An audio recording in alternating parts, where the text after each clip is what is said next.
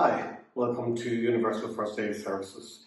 Today I'm going to take you through a service check on a public access defibrillator. This happens to be one of my local community halls, so I keep a check on AEDs within my area. So I'm down here today to have a look at this one here. It happens to be a Defibrillator lifeline unit. What I'm going to have to do is have a quick look around. I want to make sure there's no cracks, no damage to it. Nobody's actually dropped it. I'm also looking to see, do I have a status indicator light here in the corner? Is it flashing green? Which it is, and all AEDs have some way of indicating to you that they're in service, which is typically a green flashing light. Red will indicate a problem, and what you typically do is turn on the units, let them talk, turn off the units, and it'll give you a prompt. It might say replace pads, replace battery, choose the service. So get to know your own particular unit. There's many different units out there, but they sort of work the same way. Battery housing, and making sure that that's in contact as well, so it's intact rather, that nobody's been messing around with that. Pads, set of pads are connected to the unit here on the handle. So I'm going to check to see are the pads in date. They are in date. I also check the unit to see if they have a second set of pads. Okay, you really need to have two sets of pads with your AED. And we check the dates are correct, they're both in date. You typically get 2 years out of the pads. Some units will give you a little bit longer than that, but at least 2 years. Now, never be afraid to use your AED. If you look at the pads and they're out of date, you can use out-of-date pads. I prefer you didn't have out-of-date pads, but if it happens, use them. You can't use a dead battery. So you do need to keep checking these to make sure that everything is intact. Battery life can be 4 years, 5 years, 7 years, depending on the unit.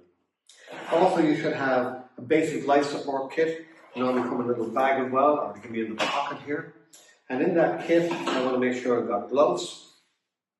So I've got a pair of gloves for if I had to remove medicine patches from somebody. I put the gloves on, remove the medicine patch, fly the area, and continue on about my business. When I remove the medicine patch, I tend to stick it to the leg well out of the way and inform the ambulance service when they get here that there is a medicine patch. I have a tough cut shears, which I will need to remove any clothing. And when I say remove, we're really moving clothing out of the way, so we cut through clothing.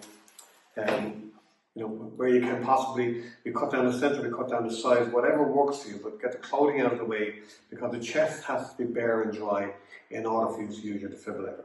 So you've got clothing out of the way, you have a small towel or pads or something like this to help you dry the area if it's very sweaty or wet. Once you've done so, then you're going to be attaching the pads. When you're attaching pads, it's both hands, one pad, one go. Peel the backing paper off the pads, follow the pictures of the pads, and you position the pad here, and then position the other one.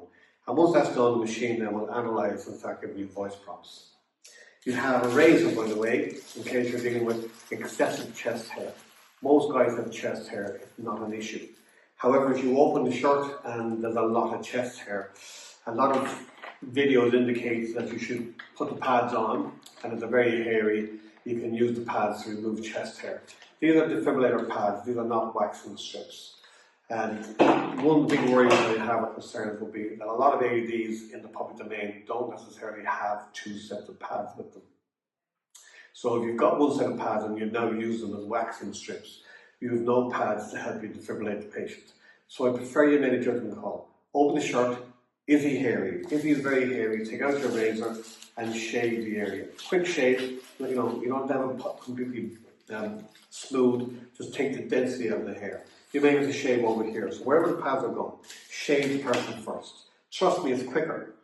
Quick look, bit hairy, shave the areas. When you put the pads on now, there's every chance they're going to connect and you're going to get analysing patient, do not touch the patient. When we put them on really hairy guys, what we probably will hear is poor pad connection, press pads firmly. So it's faster to actually shave them and make those first set of pads work for you. And as I said, my big concern will be where there's only one set of pads with a unit. There's also with this unit a pocket face mask to help us deliver rescue breaths when performing CPR.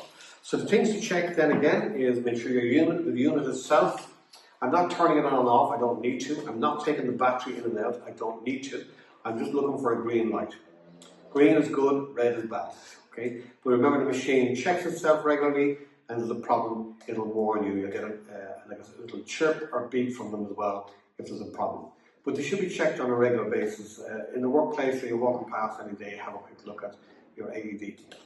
What else should be with it? Second set of pads. Your BLS kit, which consists of your gloves, your scissors, your razor, your pads, and your mask.